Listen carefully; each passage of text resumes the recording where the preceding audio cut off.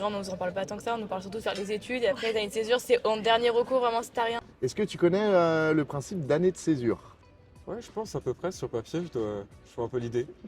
Oui. J'en ai déjà entendu parler sur Parcoursup, on pouvait mettre année de césure. Tu le définirais comment?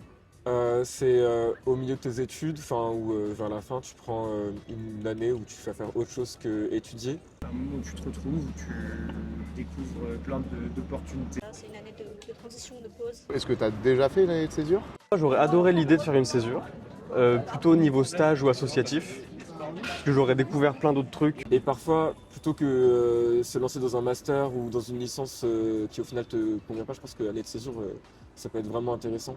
Est-ce que vous savez qu'il y a des dispositifs qui accompagnent sur ces années de césure justement? Je savais pas Non. du tout. Non, pas du tout. On entend juste parler de la césure, comme quoi c'est quelque chose qui est possible, mais on n'entend pas forcément comment la réaliser ou alors comment être accompagné pour aller là-dedans. Je sais que personnellement, niveau familial, j'aurais dit à ma mère, je fais une année de césure. Voilà quoi.